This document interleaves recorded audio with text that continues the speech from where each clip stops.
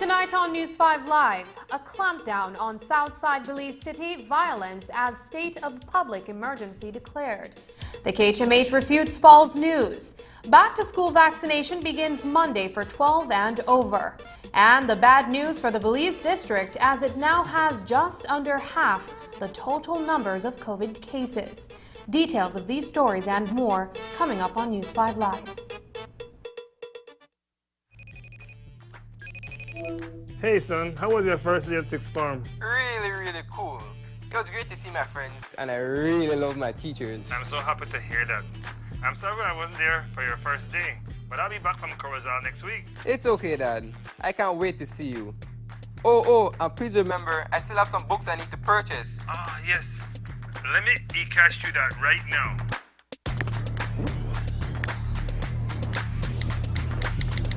Money has been sent. I add a little extra cash just for you. Whoa, Dad. Thanks. Got it. You're welcome, sir. Download the eCash app today and take your first step into a cashless lifestyle. For more information, visit www.e-cash.com or contact us via WhatsApp at 613-0257. eCash, the future is here. El Seguro Social, en colaboración con el Departamento de Labor, toman esta oportunidad para informar a las personas aseguradas sobre los requisitos de compensación que aplican durante el tiempo de estar incapacitado por alguna enfermedad. Cualquier empleado que haya trabajado con un empleador por lo menos 2 meses tiene derecho a recibir sueldo completo por 16 días laborales por año al estar incapacitado por cualquier enfermedad. Así es como funciona. Después de que el Seguro Social aprueba un reclamo de beneficio por enfermedad o lesión por un accidente laboral, el 80% de los ingresos asegurables por semana del empleado se paga como un beneficio y la diferencia en el sueldo del empleado es pagada por el empleador. Esto es para asegurar que el empleado no sufra ninguna pérdida de salario durante el tiempo de su enfermedad. Después de los primeros 16 días, la indemnización se paga solo como un beneficio de seguro social. Otras condiciones aplican. Este mensaje es presentado por el Seguro Social y el Departamento de Labor. It's a fact that with Smart, you get truly unlimited everything. Only with Smart, you get unlimited data anytime, while with the other guy, it's only double data on weekends. With unlimited data every day with Smart, there's no need to wait. So, it's a fact that our unlimited plans beat the competition. Stop being measured and told when to use your data and get unlimited talk, text, and data. Experience the true unlimited plans with Smart. That's a fact. Make the switch and live smart. This Monday on Get the Facts. What are the risks for children with the new COVID variant? Should you vaccinate your child? When will children be able to return to the classrooms? Get the Facts with pediatrician Dr. Cecilia Eck, Ministry of Health Dr. Natalia Baer, and CEO of the Ministry of Education, Diane Mejia. The show starts at 7:30 p.m. on Monday, August 23rd. Catch it live on Channel 5 or streaming on Facebook and YouTube. Send your questions to 672-5555 or via Facebook using hashtag #GetTheFacts.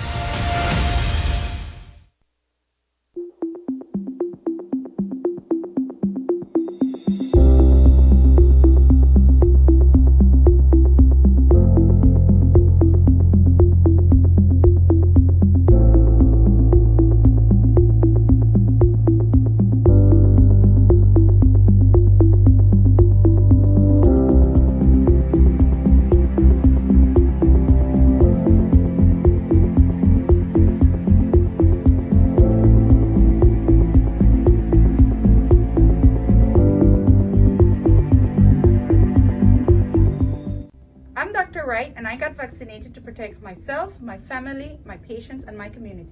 Good morning, Nurse Ines here. I got my vaccine because I want to protect my family, especially my patients, and everybody around me, everybody I come in contact with. Mi nombre es Luis Chinchilla. Me vacuné porque quiero proteger mis familias y mis pacientes. I'm Dr. Nunes, internist at Solar Regional Hospital. and I got vaccinated to protect myself, my staff, and my patients. Soy el doctor Eduardo García. He trabajado 22 años en Belice y yo me puse la vacuna del COVID por la sencilla razón de protegerme a mí mismo, proteger a mi familia y proteger al país de Belice, porque es importante pensar en Belice.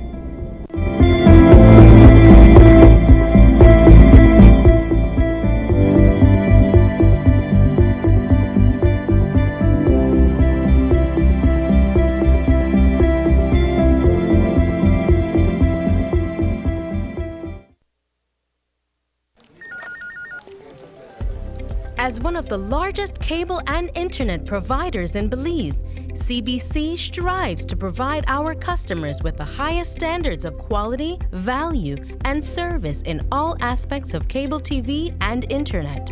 Monitoring our systems closely, our technicians combine creative planning and state-of-the-art technology with years of experience and training to develop and provide the most reliable and advanced cable and internet service to exceed your expectations. For CBC and our team of talented engineers, technicians, and customer service representatives, delivering less than the very best is never an option.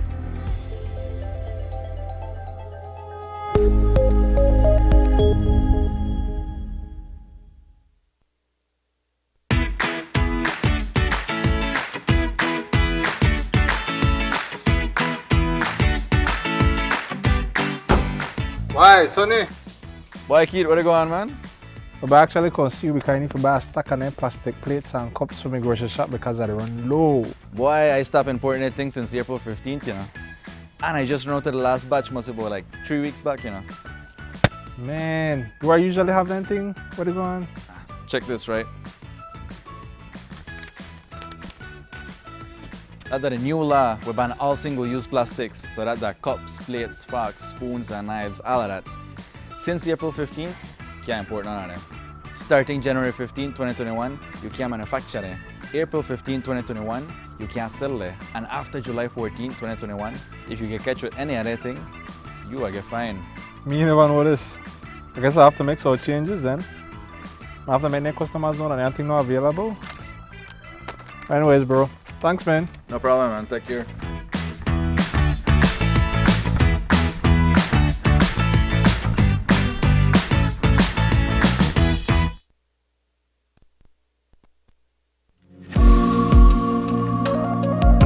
I saw the impacts of COVID-19, and I don't want to experience that again. That is why I took proactive steps to protect myself, my family, my fellow coworkers, visitors, and tourists. I love seeing my guests happy, and my job is to give them a safe tour. By getting vaccinated, I achieve both these things. By being vaccinated, I am doing my part to help.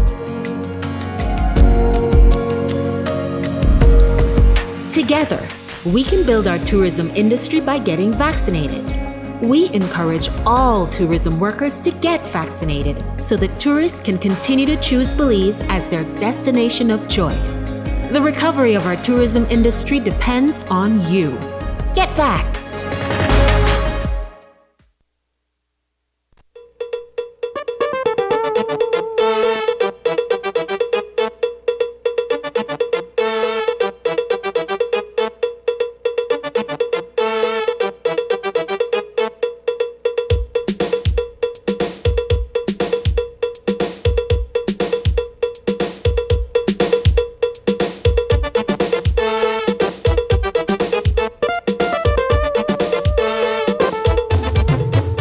This newscast is brought to you by the Belize Bank Limited.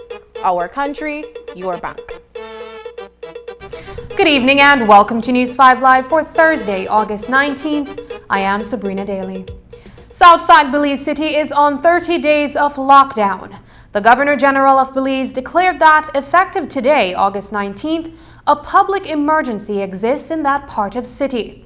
This latest SOE was proclaimed as a result of increasing gang violence in the city, particularly gang-related shootings. Commissioner of Police Chester Williams says the department has been forced with the challenge of gathering enough evidence to put known gang figures away after they commit these crimes. Police and BDF personnel have been actively detaining gang members since this early morning. Compal Williams spoke to the press just before news time this evening. We have seen a number of gang-related shootings in different parts of the city. While the police have been able to conduct investigations in respect to these incidents, and by the admission of the surviving victims, as well as through our intelligence mechanism, we have been able to pinpoint who are these persons behind these triggers.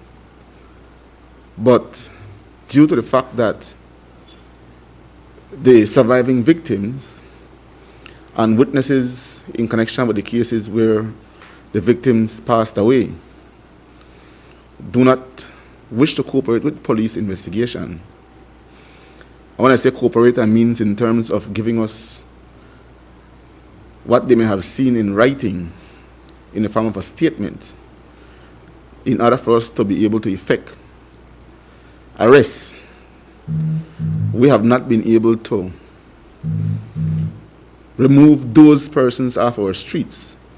We find that for the most part, whenever these incidents occur, the talking from the victims or the relatives of the victims is that they are going to take their own retaliation. So that has made it hard for the police to be able to arrest the situation by getting those persons who are responsible charged and sent to prison. And so we saw that, particularly over the weekend that went, that the shootings were increasing, especially in the Antelope Street Extension area, where there seems to be an intense feud over the sale of drugs between two rivaling groups, as well as in the Mayflower area. As you all know, that that feud in that area has been going on for quite some time, and it have caused a number of lives. And again, we saw over the weekend where a teenager went into the home of Joseph Pantin and could have executed 3 persons. So we have seen a number of reckless shootings from these gang figures. And so with that, I made recommendations to our minister to institute a state of emergency, because we have been unable to remove these people off the streets due to non-cooperation on the part of victims and witnesses. Compal Williams says Cabinet agreed that the best option to deal with the spiking gang-related crimes is to instate an SOE, considering the fact that the police have been unable to gather sufficient evidence through witnesses and victims for arrests to be made. But the Briceño administration has long criticized using state of emergencies to quell the increase of gang activities in Southside Belize City. We know that the Commissioner of Police was in meeting with the Prime Minister today, so we asked him what his communication has been like with PM Briceño on this latest SI. We had our ordinary National Security Council meeting today, and that was not to discuss the SOE any at all. But let me say that nobody, including me, would have wanted to reach this stage where we have to institute a state of emergency. I always tried my utmost best to try and resolve the streets feud through diplomacy or by way of the law, where we can arrest and charge people. But where we have situations where the victims and witnesses are not forthcoming, then the perpetrators remain on the street, knowing that nothing could be done to them in the absence of anybody giving statement against them. And so they're emboldened by that to do more. So at the end of the day, while this is not what we would have wanted to do, at this time, the Belizean people are on edge. Some people are fearful to move around in their own community because of these gang members. And we have to act in the best interest of our people. Sir, is the fact that we have now had to instate another state of emergency, is this perhaps an indictment on your approach to crime fighting and your approach to addressing this issue of crime in Southside Belize City? Mr. Lopez,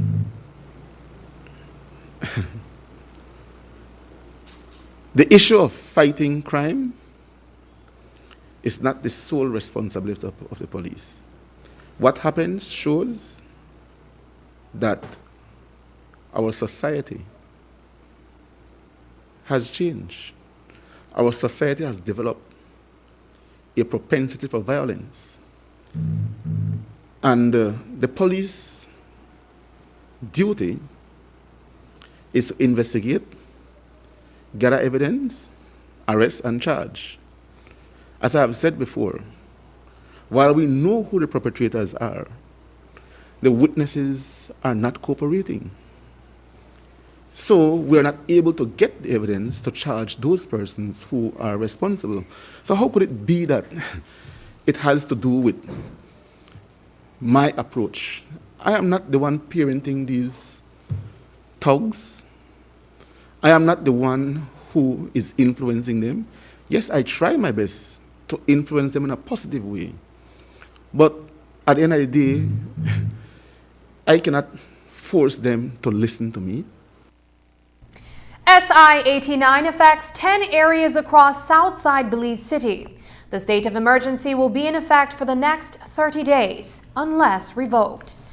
Earlier today, word spread like wildfire that the National Referral Hospital was at and above capacity for critical patients. The information being posted on social media was that all intensive care units were full, that the COVID units overflowed, and that the surgical ward was full and overflowing to the medical ward. There was also the rumor that the KHMH could not accept any transfers from anywhere. News 5 was told by one source that this may have originated with an internal message that got blown out of proportion. In response to widespread concern, however, this afternoon the KHMH authority issued a release assuring the public that the hospital is not in emergency mode. It does, however, say that, quote, the second phase of our COVID-19 response was activated to increase space to accommodate additional emergency patients. Resources are constrained, but we are able to deliver services as the National Referral Hospital, unquote. The number of COVID-19 cases now stands at over 800 as the positive cases are being identified across the country. The Belize District alone is responsible for almost half of that number. Today, News 5 spoke with Deputy Regional Health Manager of the Central Health Region, Dr. Melissa Diaz-Musa, about the COVID-19 spread. Belize City to date, as of yesterday, we had 374 active cases in Belize City. And we do know in Belize District, and we do know that Belize City has about 250 cases, followed by San Pedro with 35 cases. Kikaker has 13, and the Ladyville area, it's about 45 cases. So those are areas of concern for us. Belize City, San Pedro, Ladyville, and we're looking at the numbers at Kikaker as well going up. We are seeing household clusters much more than before. So we're seeing almost all members of household becoming positive. Compared to last year, and when we're dealing with the original strains, we were seeing 2 or 3 persons in the household. Now it's 7, 10 persons in a household. And we believe that most of the spread occurs in households. So it's the close contact when you don't have on your mask, when you're eating together, socializing together in your household. That's when we do find that there is significant spread. But we wanted to make mention, for instance, with workplaces. it's very, very important for us to reach out to employers so that employers are aware that if you do have a staff who tests positive, let's say somebody tests positive today, we're asking you as the supervisor, as the employer, please don't send your entire team to the clinics to be tested. It is futile for us for many reasons. One is that the exposure is very short. I mean, you've just been exposed a day or two. If you test negative that following day, it doesn't mean that you're truly negative. And that this is something that I find that we're going around and around in circles, because people would say, okay, well, I tested negative, so I then returned to my normal duties, or I went back to work and then started 2 days after with symptoms.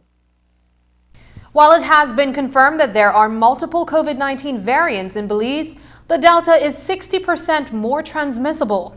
There is significant spread among households and at workplaces. Dr. Melissa Diaz-Musa says that there is a range of symptoms that residents should make note of. With regards to the presentation, people are presenting with a varied range of symptoms. Some people have sinusitis, sore throat, and then we have persons who have the extreme of difficulty breathing, bilateral pneumonias, and needed admission. Our advice to the general public would be that if you do have flu-like symptoms, if you do have a fever, a sore throat, a runny nose, a cough, even diarrhea, chills, bone pains, please be suspicious of COVID. Get your mask on right away, isolate right away, and find your way to the nearest clinic the following day. On Wednesday, Belize received 111,150 doses of Pfizer vaccine, courtesy of the U.S. government. Plans are already in place for administering it to children from ages 12 to 17. In the Belize district, there are 60 primary schools and 18 high schools, and consent forms are being sent to parents for children to take the vaccine. 2 vaccination stations will be set up starting Monday, August 23rd, and Dr. Melissa Diaz-Musa says that the Central Health Region is ready. We have decided that we're going to use 2 large auditoriums to distribute Pfizer. One will be the SJC gym, and the second one will be Swift Hall. Now, we have been using Swift Hall from March of 2021 to give Astra and Sinopharm. So what we have done as well is that we have split up the schools, and we're going to give allotted days for certain schools at these 2 areas, at these 2 locations. In doing that, we hope that we don't have a very long waiting time. We hope that we don't have a lot of people gathering close together, and we hope to be efficient and effective in distributing this vaccine in the Belize district. So we're asking, the Ministry of Education has been working along with us. We have received the information that we've needed. We've asked them for the number of students per class, the age ranges of the students. The consent form has been sent out with an information leaflet as well, so that parents can read this before. And we are now ready for Monday morning to start our distribution of Pfizer. It will be from ages 12 to 17. That's the target population for Pfizer. And we're going to start from 16 and 17 for the first few days. And then we will slowly make the announcement as the age ranges go down. In Orange Walk, Muffles College students will be among the first to be vaccinated with the Pfizer vaccine during a vaccination drive for their students on Monday.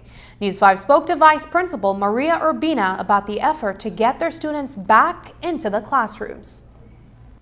We are working in partnership with the Ministry of Health to provide the Pfizer vaccines approved for the students between the ages of 12 to 17. Here at our auditorium on Monday, starting at 8 a.m. We have scheduled different time slots for our students. We are also extending an invitation to the class of 2021 who may fall under this age category. This is specifically for the Muffles College students and our recent graduates from the class of 2021. They must bring along a copy of their Social Security cards and their parents in order for the parents to sign the parental consent form. Why do you guys see it as important to partner with this ministry in this initiative to get children vaccinated? Well, we believe that the students benefit more when they come to campus to take their classes. They are in an environment where they are not distracted, as some of them are at home. And we believe that this is a step in the direction of returning to some level of face-to-face learning, even if it is by way of a hybrid approach. Vaccination for minors from ages 12 to 17 are to commence on Monday. Parents accompanying their children to the various vaccination centers across the country will have to submit a consent form in order for their kids to get their COVID jabs.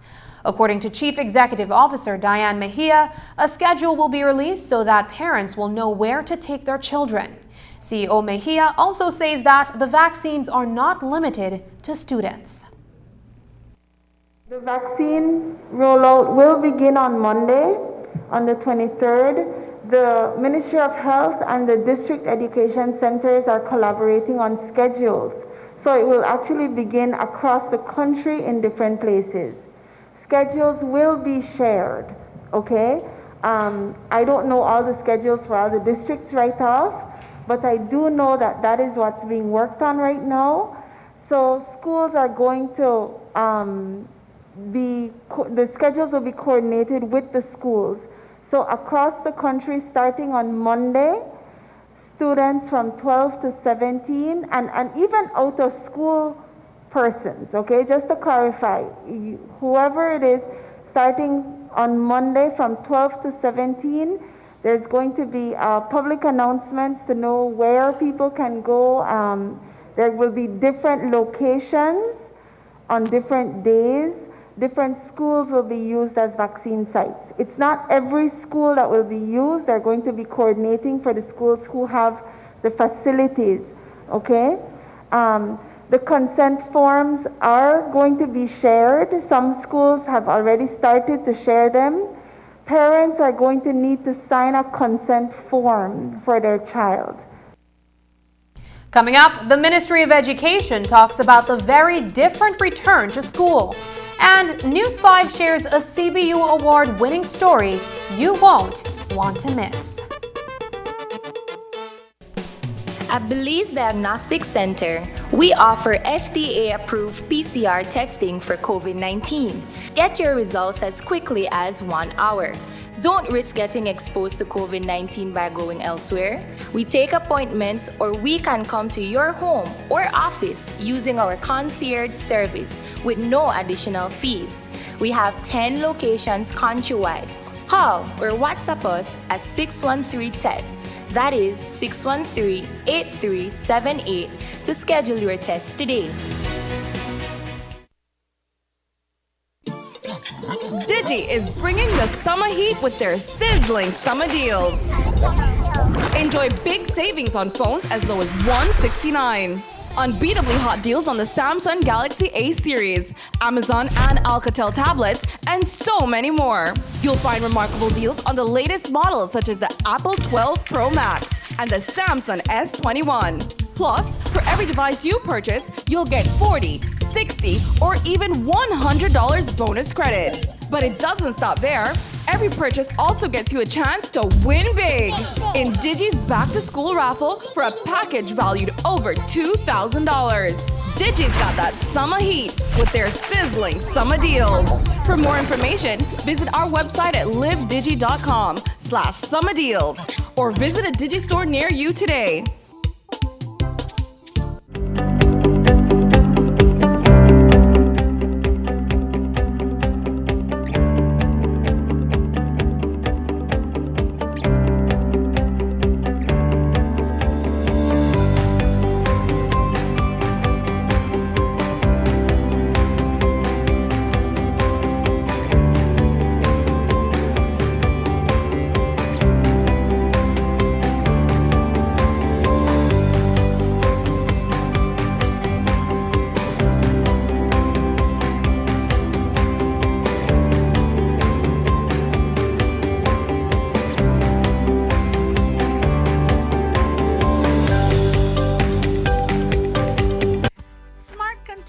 expand its internet coverage countrywide to help you live a smarter life.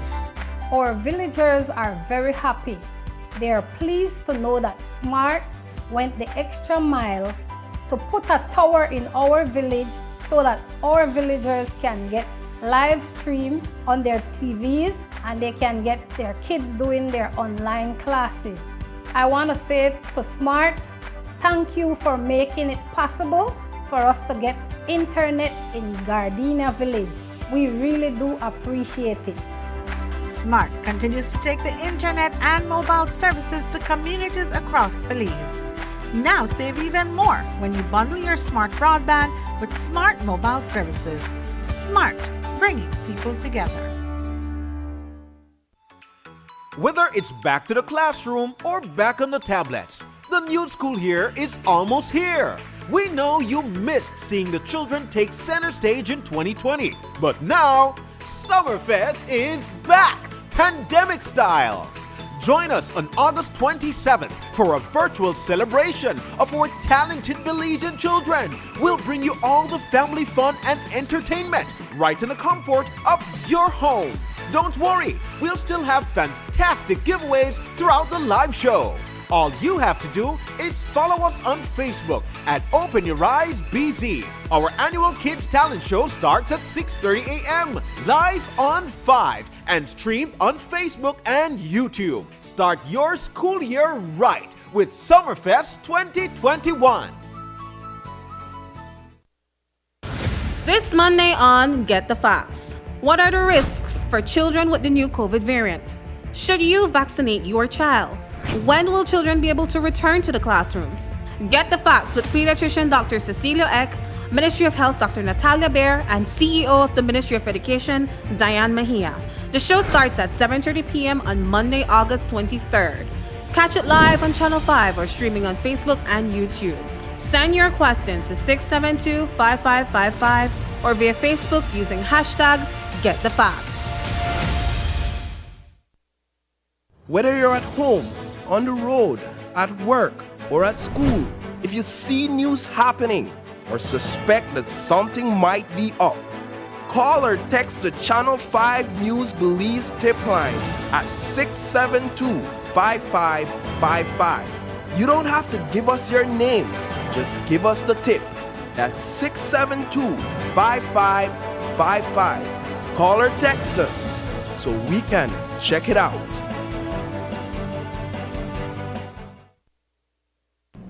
The academic year 2021 is set to commence later this month, with high schools and primary schools reopening on August 23rd and 30th, respectively. The Ministry of Education, on the advice of health officials, has called off the return to face-to-face instruction until the number of infections can be stemmed. Until then, students will be regulated to distance learning.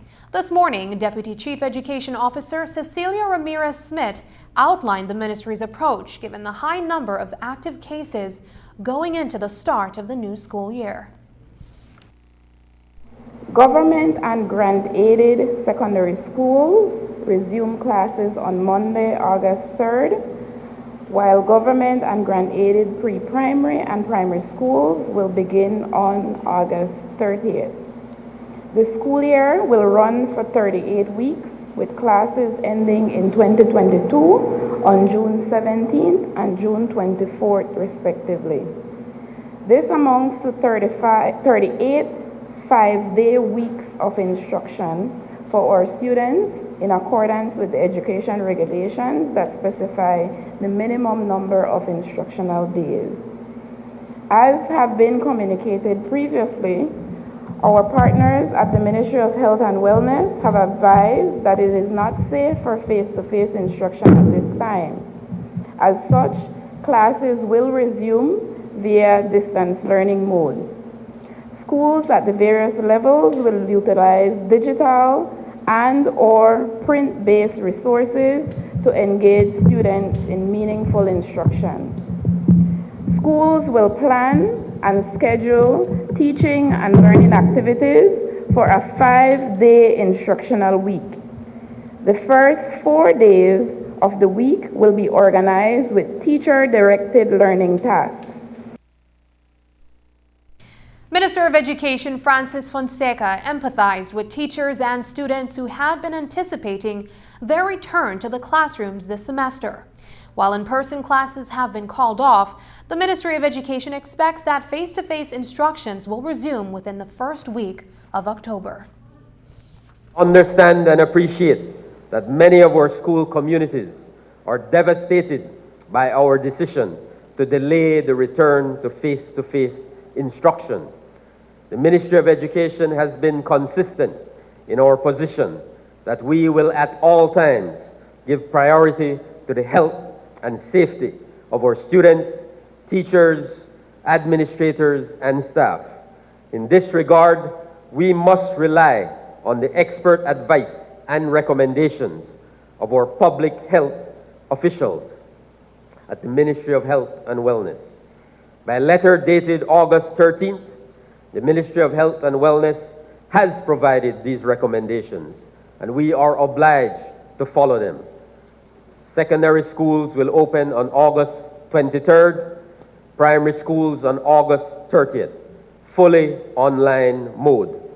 With increased vaccinations among our general population and teachers, as well as the imminent rollout of the Pfizer vaccine for ages 12 to 17, it is our sincere hope and expectation that we will be able to return to some level of face-to-face instruction on or before October 4th, 2021. The number of secondary school students that will not be returning at the start of the new academic year is alarming, particularly on the south side of Belize City, where the dropout rate has been rather high. Since the beginning of the week, several meetings have been held with teachers and principals at high schools, including Maud Williams and Sadie Vernon, in effort to recruit students who have chosen to remain permanently absent from their classrooms. We, the Chief Education Officer, and I visited with certain schools last week on the south side of Belize City, and they are actively going into the communities, trying to find these students, meeting with their families. Maud Williams High School, they're doing it at Excelsior, at Sadie Vernon High School, at Gwen Lizaraga High School. The principal, the administrative teams understand the critical importance of this issue, as you pointed out. And they are actively going into the communities, trying to engage with residents and families and to impress upon them the critical importance of having these students return to the classroom.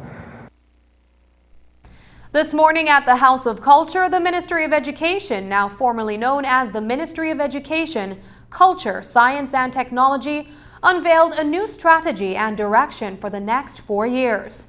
The course of action encapsulates several different strategies, including the Plan Belize Manifesto, which seeks to address specific areas of academic strengthening under the Briceño administration. Aside from introducing a new logo for that department, issues such as curriculum overload, as well as science, technology, art and math, or STEAM, were discussed. Minister of Education Francis Fonseca and Junior Minister Dr. Louis Zabanet spoke in great detail about the reminder of this term of office and the context of achieving various milestones in the education sector. A new high school is also being proposed that will focus on STEAM education. Governor General of Belize, Froila Salam, was the featured speaker at the latest edition of a virtual series called A Chat with the OAS. Gigi Salam delivered a thought-provoking speech this morning on the importance of cultural education in bridging the social divide. We all recognize the education policies and systems have often been used as a means to systemically discriminate against Indigenous people, assimilate them into the broader society, and thus destroy their culture, languages, identity, and rights, and displace them of their lands, territories, and natural resources. And we continue to see the repercussions of such policies, such as in Canada over the summer. For the last 3 decades, many states have addressed or attempted to address problems of intercultural bilingual education. However, sadly, these education systems, policies, and curricula are rarely developed with Indigenous people's participation or consent, and as a result have mostly failed Indigenous children and continue to deny them vital life opportunities and cultural security. Indeed, in the case of Belize, there is government support for bilingual intercultural education, and there are currently 2 schools for the Maya and the Garifuna people. But there are challenges because despite teachers being paid, they have been unable to work in partnership with parents to address the policies and curricula that need to be developed for cultural education. Lamentably, quite often the teachers are not qualified to teach Indigenous people and continue to use mainstream methodology. In my experience, the teachers have been the ones to push back on Indigenous-led education. Earlier this week, News 5 announced that Great Belize Productions has dominated the Caribbean Media Awards for Best Regional Productions in 2019 and 2020, winning 6 awards in 5 categories this time around. Channel 5's winnings entries are Best Commercial, Sgt. Pepper's, Special Mention for Long Road to the PSC, the People's Choice Award for Corona, the Hawksbill Turtle, Responsible Reporting on Children's Issues Award for the mysterious and growing problem of obesity among children, and the Health Education and Journalism Award for the neglected HIV vulnerable population. In the Best News item, News 5 won for the report entitled The Benefits of a Migrant Community, Spanish Lookout. Tonight, we bring you that story from 2019, which features reporter Andrea Polanco and cameraman and editor Chris Mangar. It first aired on February 8th, 2019.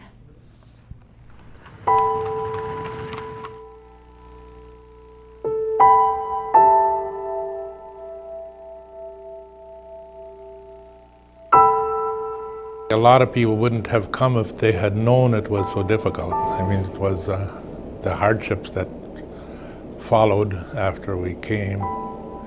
And it was a complete different setting,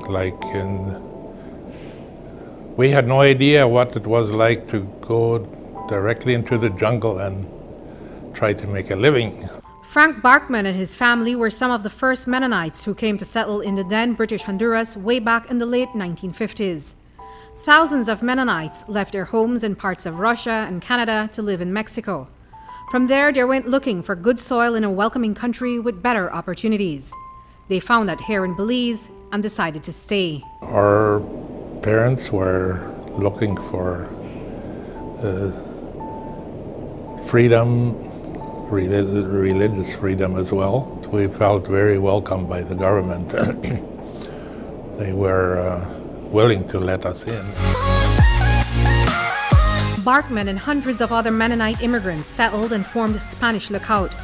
It is arguably the most productive community in all of the country, built through the work and skills of these immigrants. Barkman is one of the founding members of Belize's leading poultry producer, Quality Poultry Products. It produces 30,000 pounds of chicken every day, and Jacob's son, Raymond Barkman, oversees this operation, which employs over 400 people. And what started as a dream for a group of Mennonite immigrants materialized into a multi-million-dollar business, giving Belizeans their chicken for their rice and beans. When the chicken company, as you heard, they were still importing a lot of chicken. There was nothing local, and then people started but didn't work. At that point, nobody believed that Belize would ever become self-sufficient in chicken, right? It was going to be a group effort to spread chicken. So where that is interesting, not only did Quality Poultry create the poultry industry, it created a culture of chicken in Belize. I mean, there was this all started from scratch. The mentality in my head as we were growing up, this is something we do, and we make sure we contribute and not take. That was the foundation from the beginning. Today, Spanish Lookout supplies most of the country with poultry, dairy products, vegetables, and other goods. Other Mennonites formed cooperatives and businesses which also contribute to Belize's economy. One such business is Western Dairies, the country's only commercial dairy producer. Known for their ice cream, milk, and other dairy products, this company employs more than 200 people. But it was a small mom-and-pop shop founded by 14 farmers and businessmen who relocated to Belize from Mexico in 1967. If all the products that we are making here now were imported, then there would be $1.5 million worth of product being imported a month that we are producing locally now, right? So all the people in Spanish Goat that have a farm are able to sell their milk and make a living off of it, which then gives the farmers that have greens the opportunity to sell more greens because they feed greens to the cow, right? And also the surrounding villages around here, we have quite a few people that have started a milk farm from the native people around us, and they're booming too, right? We have they're almost getting quite big already. Like we have like maybe 40% of our milk that's coming in from non-shareholders. And while these businesses were started with the labor and innovation of immigrants, they will tell you that they are Belizean as they come. Look, we were made here in Belize. This is our home. This is our country. This is everything we do is always first. Reporting for News 5, I'm Andrea Polanco. We will have another of our award-winning stories in Friday's newscast, so be sure to tune. Congratulations to all the winners: Andrea Polanco, Isani Cayetano, Marlene Cuellar, Chris Mangar, Rick Romero, Kenroy Michael, and Joel Wesby. The CBU Awards was the culminating event of the 52nd Annual General Assembly of the Caribbean Broadcasting Union, held this year under the theme Media Collaboration, Relevance and Responsibilities in Periods of National Emergencies. This year, CMAs attracted 115 submissions from across the region. The submissions were screened and reduced to 9 nominees for 5 radio categories and 29 nominees for 10 television categories. After the break, an economic summit for Belize, the preview of the November event when we return. But first, here is a look at the latest COVID-19 figures.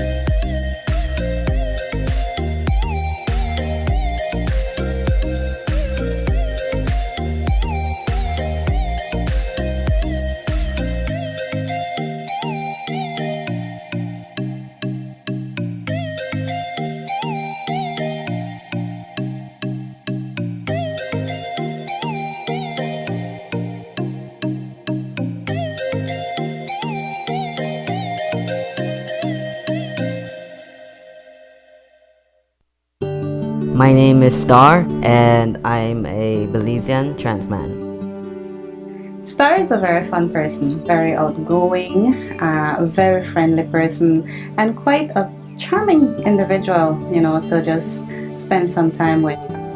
Dalila is a friend of mine. She's one of my only friends that have been very supportive. I have so much admiration for Star because I was never aware of the kind of discrimination that Star faces for just being who he is and being true to himself. It's important to have allies that will respect me no matter what. For me, being trans, being gay, being lesbian doesn't matter to me, it doesn't. Live and let live. Respect for all Belizeans.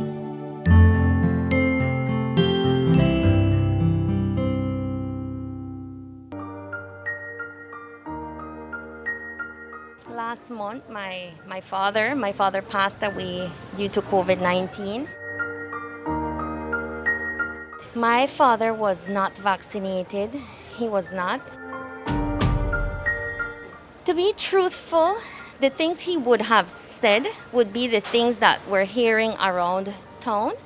But there were also some of the other things, some of the other myths that really I was trying to tell him, no, Daddy, you need to get your vaccine. But I couldn't convince him in time. I think what they're doing is a disservice to this country. In my mind, what they're doing is creating fear among people when they should be spreading a message of hope. What I hear them say has no basis, no scientific basis for the assertions they're making. And more than anything else, there's no legal basis for their assertion. Would he have gotten that vaccine, he would still be here cracking his jokes and being his fun, crazy self, and we really miss him.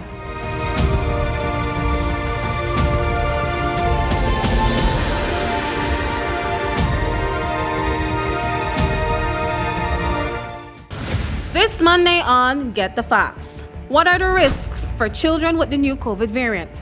Should you vaccinate your child? When will children be able to return to the classrooms?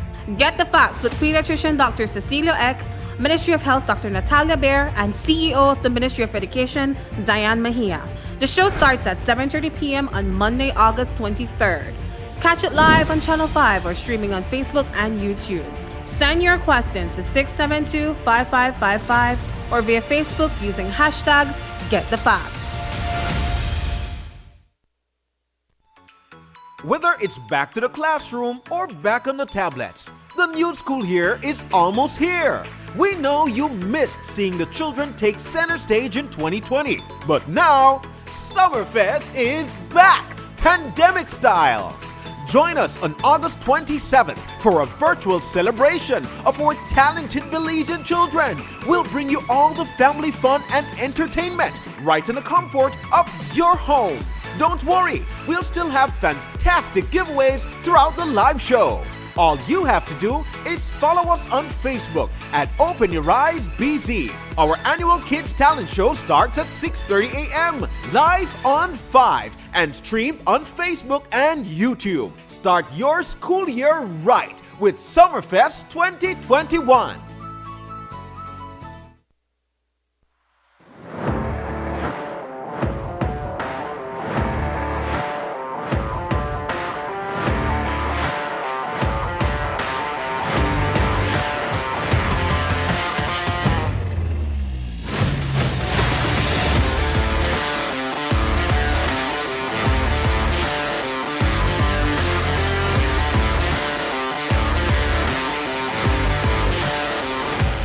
Available at Benny's Quality and Savings. Bundle the fastest, most reliable, unlimited broadband in Belize with your prepaid or postpaid mobile plan or Netflix. You can bundle your broadband with your prepaid and enjoy 50% off all national calls, plus get SMS and data. Paid plans? Then bundle with any speed and pay only $25 extra monthly to enjoy unlimited smart-to-smart calls, plus 500 minutes, plus 6,300 megabytes of data. Stream unlimited HD movies and TV shows with our broadband, plus the Netflix add-on for only $30 monthly, and enjoy streaming on your laptop, TV, phone, or tablet. Visit a smart showroom near you to sign up or upgrade to the bundle that's right for you. Smart, bringing people together.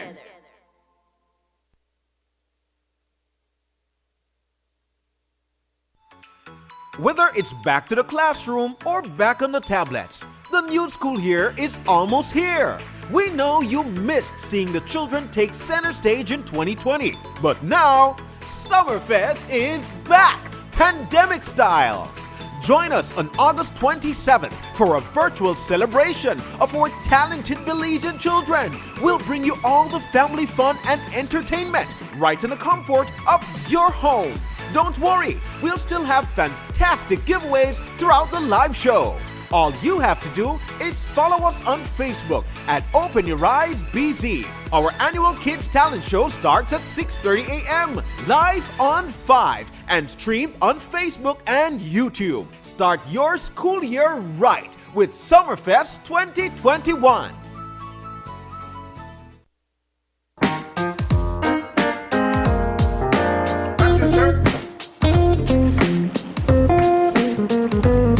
The TV you love is always with you, from live TV, sports, and on-demand titles.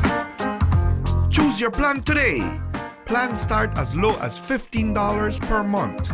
My TV, entertainment, anytime, anywhere.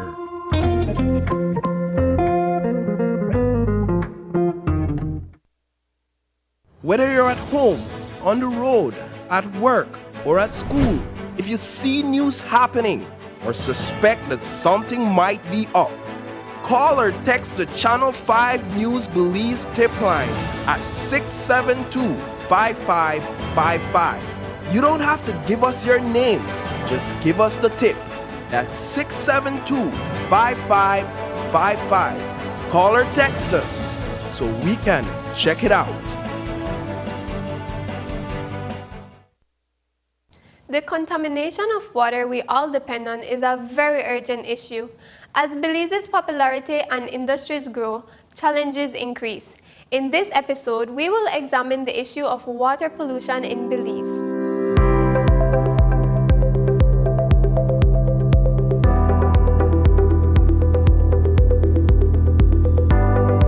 Water pollution is the contamination of water bodies, usually because of human activities.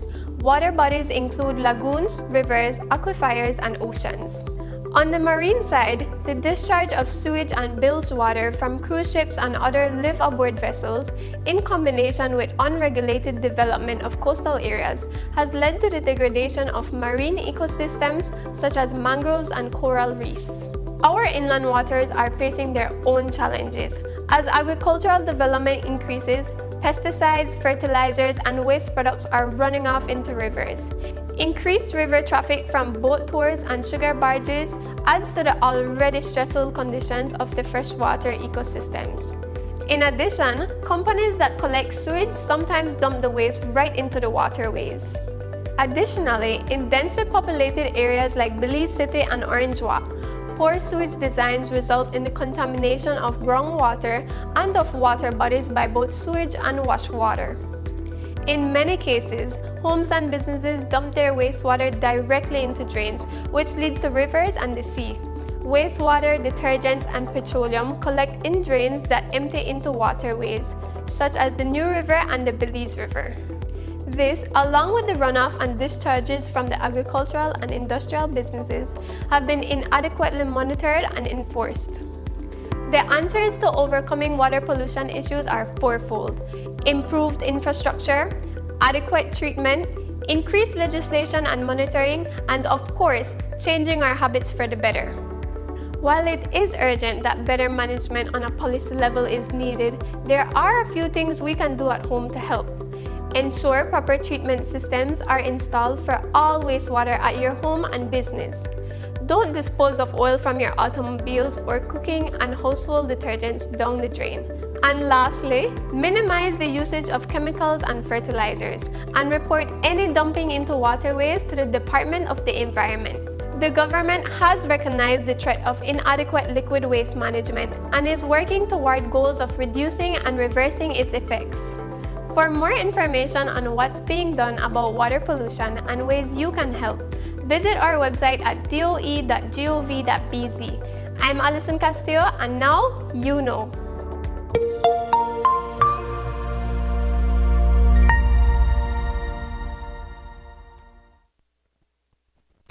On Tuesday evening, CEO in the Ministry of Economic Development, Dr. Osman Martinez, indicated on News 5 how well Belize's economy has started to rebound while still facing a pandemic that continues to impact more people daily.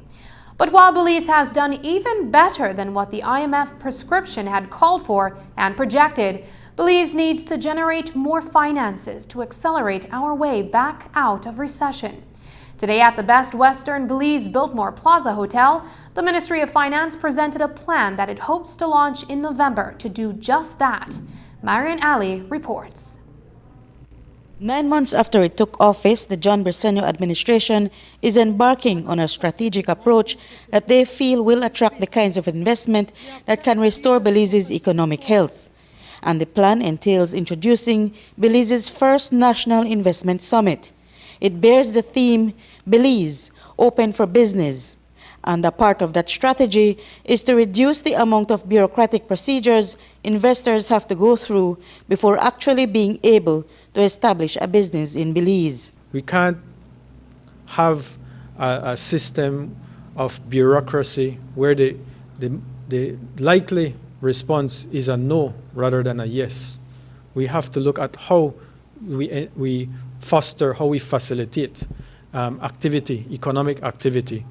And to do that, we have to first show that, yes, Belize is open for business. Opening up to foreign investment is also expected to improve the current unemployment rate, another key component in restoring Belize's fragile economy. Accompanying these steps were the tough decisions that government has had to take, says Minister of State in the Ministry of Finance, Economic Development and Investment, Chris Koyi. But now the fruits of those decisions are already beginning to bear, starting the beginning of the second quarter this year. We are pleased to say that in that second quarter, led by agriculture and not far behind by tourism, we have been able to experience an economic growth of over 20%, more specifically around 22%.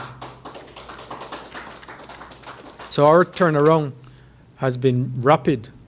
We as an economy are roaring back. The first 6 months of this year now, we have grown over 6%. Koyi says that the government's recovery plan has even outdone the IMF prescription. Now the IMF, in our conversations, in their staff report, in their projections, projected less than 2% growth for the Belizean economy for 2021. We're already triple that amount. But in addition to the cutbacks, the effort Belize makes in attracting investment is the other part of the economic equation.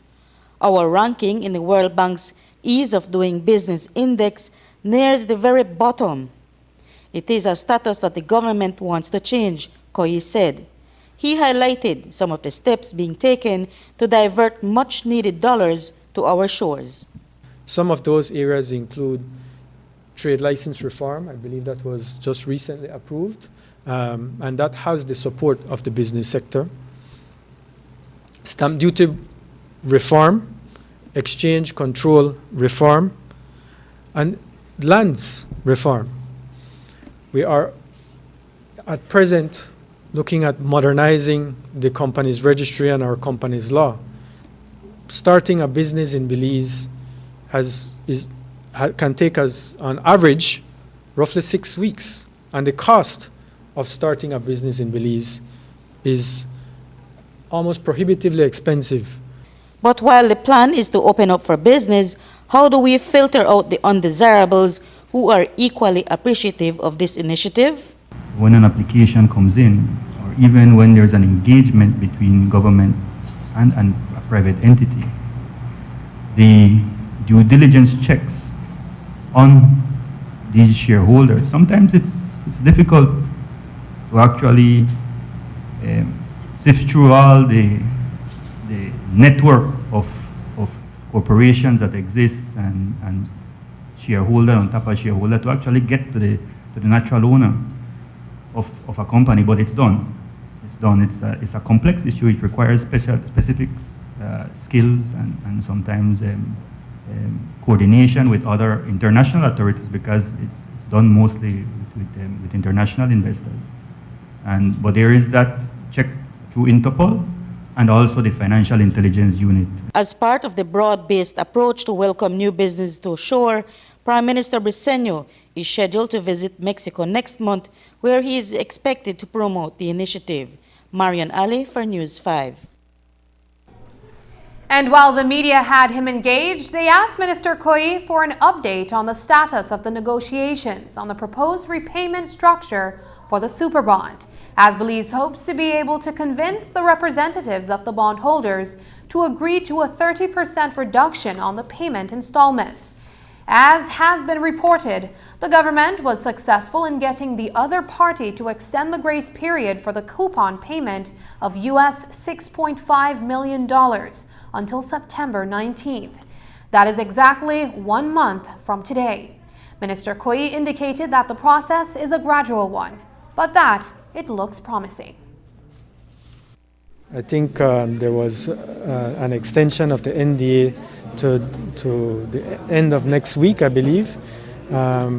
We look forward to its conclusion, and as I had mentioned before, I think we should have some positive results on that. I suppose it's always an amicable process. We rely on our advisors to have most of those communications with the creditors committee. It's a back and forth. It's a negotiation. And still on the topic of economics, Minister Koyi explained after the official ceremony outlining the scope of the summit that there have been some delays in realizing the goals of an amendment to the Central Bank Act 67-1. The amendment allows for the central bank to establish emergency programs or facilities through other banks and financial institutions by allocating funds with low interest rates in unusual economic or financial circumstances. Here's how Minister Koyi explained the delay. Initially, the central bank went through the process of developing like a term sheet for it. Ultimately, that was approved by the board. And then I think the ministers signed off on it. So the next step is the development of the legal documents. And I think there have been delays in the development of the legal documents, unfortunately. But I expect that the central bank will have that completed in the next few weeks. The term sheet, that's been discussed with the financial institutions. The eligible financial institutions include the banks, the credit unions, and the DFC. So I believe the central bank has had meetings with them or representatives of those institutions, and they have received it positively. So I do look forward to seeing a number of them as participating lenders and working on the making available of that $50 million in low-cost financing. Minister of State Koyi also told News 5 that, contrary to reports on social media that Martin Marshallek was being considered as the next governor of the central bank, the ministry has not selected anyone at this time, and they are still conducting their search. Just ahead, very generous donations for back to school. Find out who was giving and who was getting.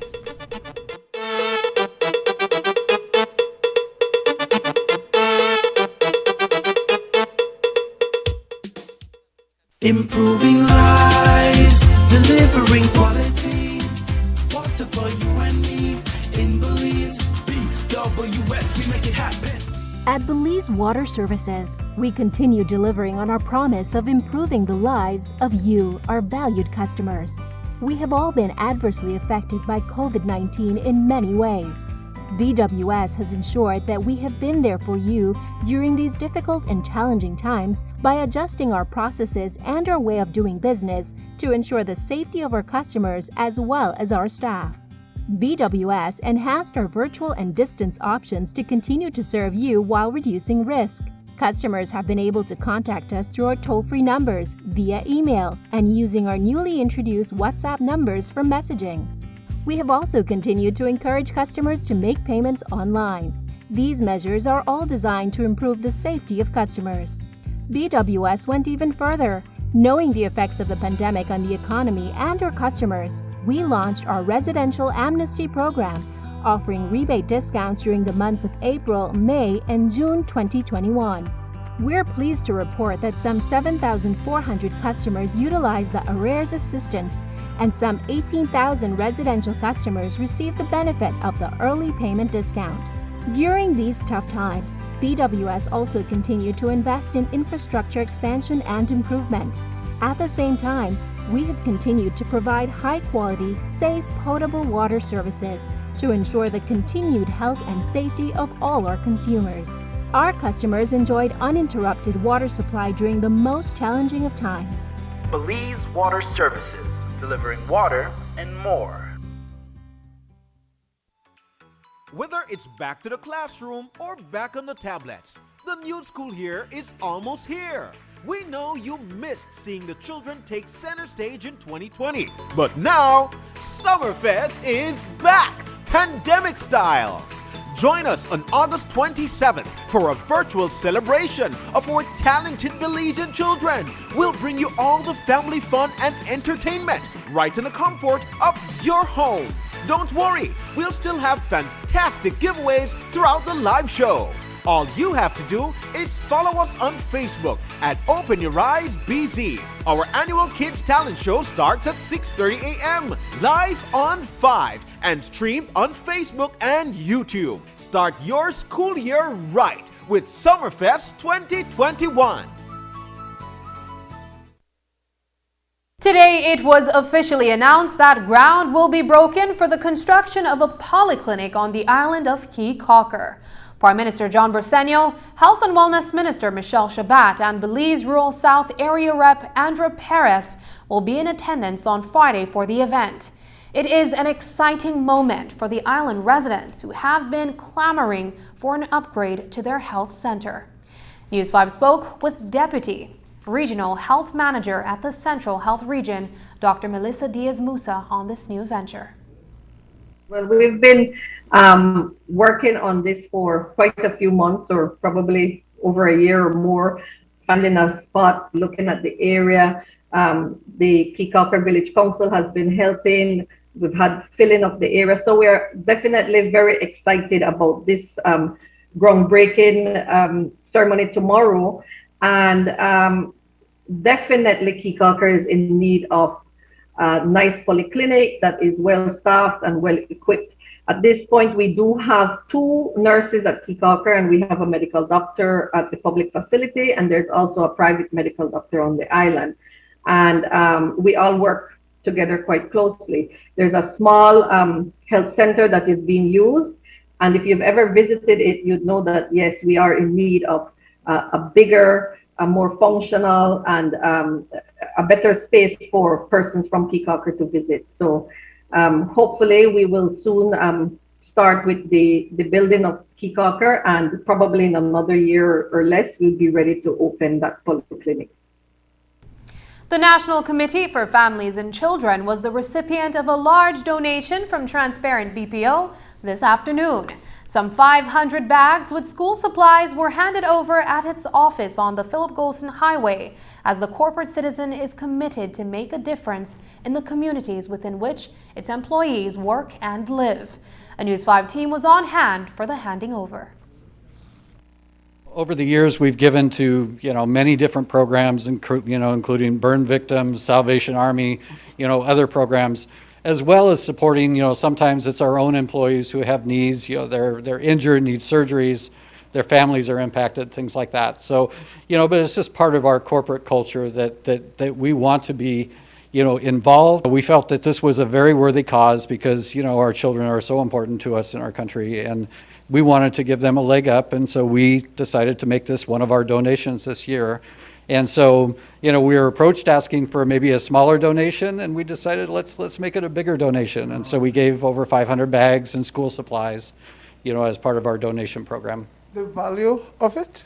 $20,000 Belize. We are a youth arm of the National Committee for Families and Children, and each year we try to give back to the different communities through two efforts, our Back to School Drive, and then also later in the year, our Christmas Hamper Drive. Last Saturday, we started our Back to School Drive efforts with Georgeville and also San Luis in Orange Walk, giving away 100 backpacks with supplies. So this donation assists us in reaching a lot more participants. There are 500 plus bags. So our method for distribution is to reach out to the district coordinators for the Sustainable Child-Friendly Municipalities, it's better known as the child advisor bodies, to have them make donations or distribute the bags within their municipalities. Over 50 students from primary and secondary schools, including those who are members of the Police Youth Cadet Corps, today made their way over to the Precinct 3 of Eastern Division of the Belize Police Department to collect much-needed school bags and supplies. It is part of a back-to-school drive by the precinct's Community Policing Unit and the Citizen Advisory Committee. For parents and the children, it is the support they needed to transition back into the formal classroom setting. Among the corporate sponsors is the Angelus Press, who provided the backpacks and supplies.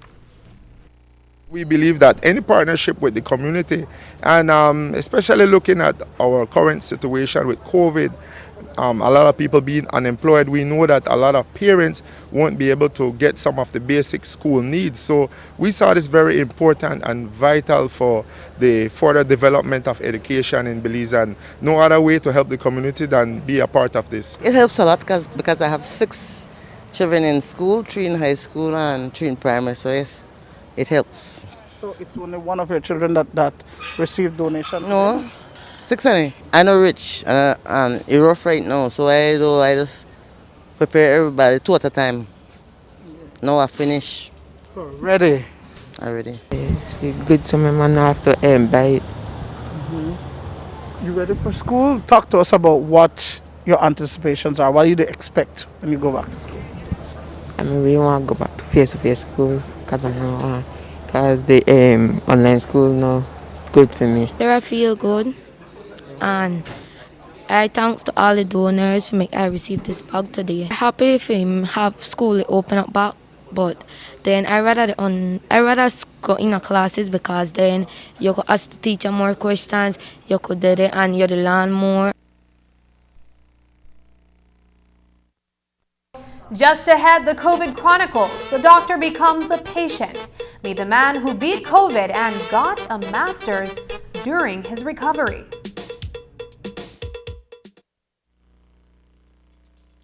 Un hecho. Únicamente con Smart obtienes todo realmente ilimitado. Solo con Smart obtienes datos ilimitados en cualquier momento. Mientras que con el otro proveedor solo son datos dobles los fines de semana. Con datos ilimitados todos los días no hay necesidad de esperar, así que es un hecho que nuestros planes ilimitados superan a la competencia. Por lo tanto, no permita que le digan cómo y cuándo usar sus datos y obtenga llamadas, mensajes de texto y datos ilimitados. Vive la verdadera experiencia de planes ilimitados con Smart. Es un hecho. Haga el cambio y viva Smart. Whether it's back to the classroom or back on the tablets, the new school year is almost here. We know you missed seeing the children take center stage in 2020, but now Summerfest is back, pandemic style. Join us on August 27th for a virtual celebration of our talented Belizean children. We'll bring you all the family fun and entertainment right in the comfort of your home. Don't worry, we'll still have fantastic giveaways throughout the live show. All you have to do is follow us on Facebook at Open Your Eyes BZ. Our annual Kids Talent Show starts at 6:30 a.m. live on 5 and streamed on Facebook and YouTube. Start your school year right with Summerfest 2021. Because so many people have seen major changes in their lives due to the COVID-19 pandemic, tonight News 5 launches a new series, COVID Chronicles. In our first installment, we feature a man who was at the forefront of the COVID fight when the pandemic first began to affect Belize. Dr. Marvin Manzanero, a quiet administrator, suddenly found himself thrust into the public spotlight. An instantly recognizable face addressing apprehensive Belizeans about the disease and what they could do to protect themselves. He was a reassuring presence for thousands. But then, in December, the doctor became the patient. Despite his debilitating symptoms and fears about not surviving to raise his sons, Dr. Manzanero also managed during the fight for his life to achieve yet another professional goal he had set out for himself years ago, proving that he might have been down, but he certainly was not knocked out by COVID-19. Marian Ali has more in Manza's fight.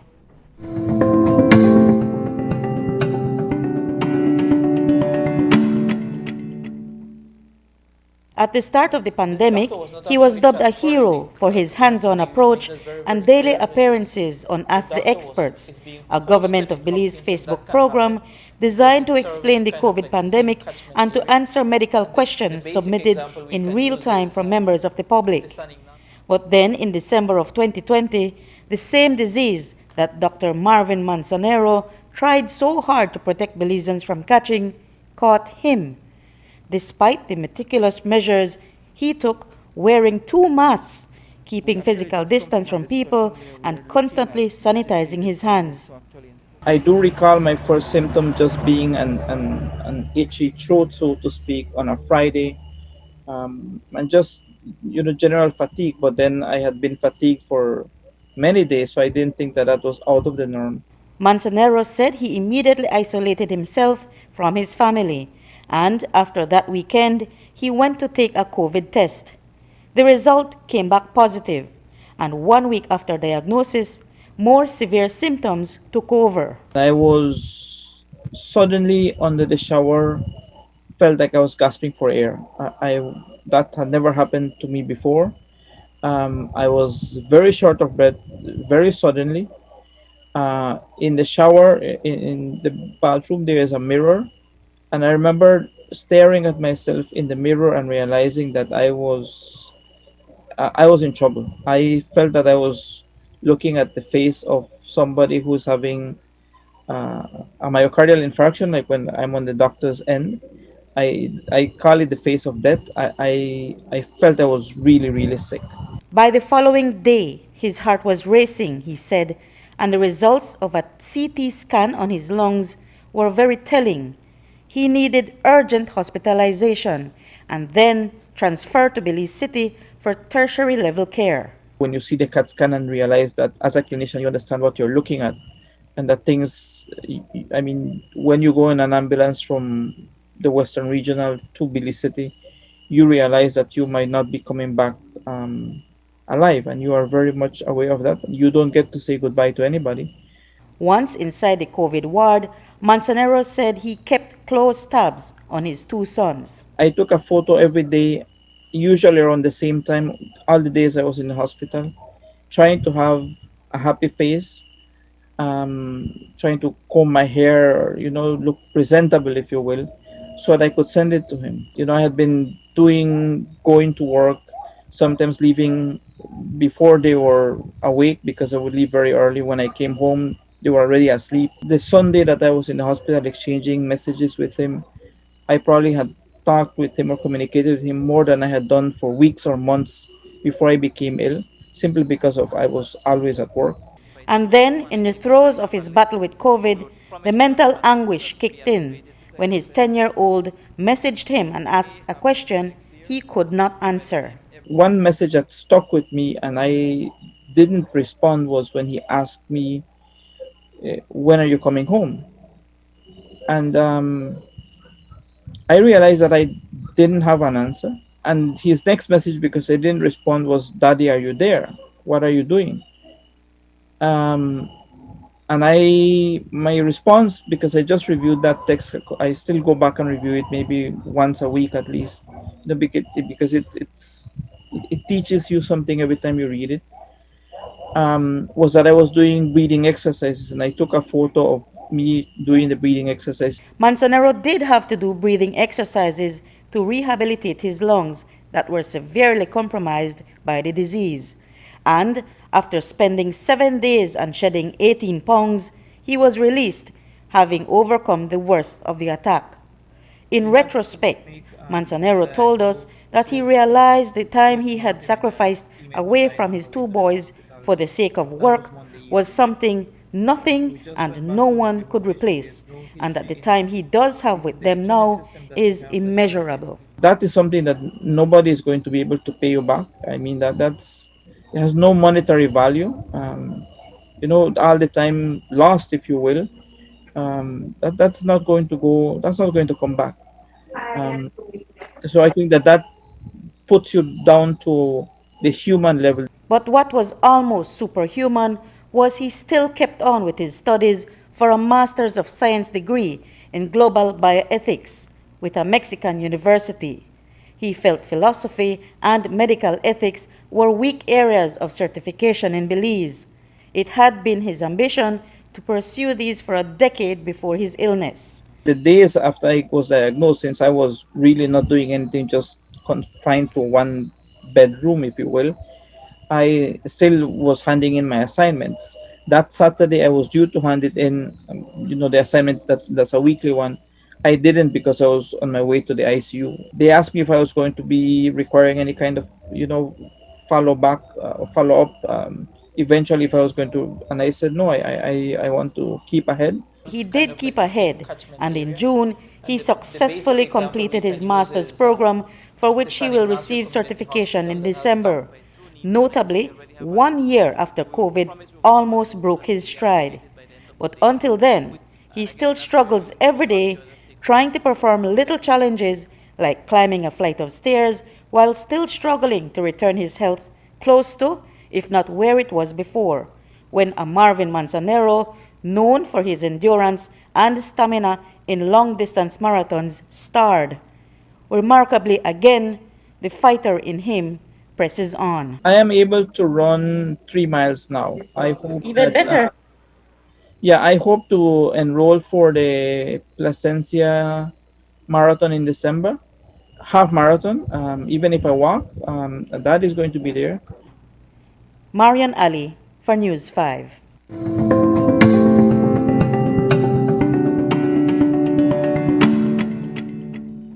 Dr. Manzanero encourages the families of surviving COVID patients to support their loved ones as they tread the sometimes long, slow road to recovery.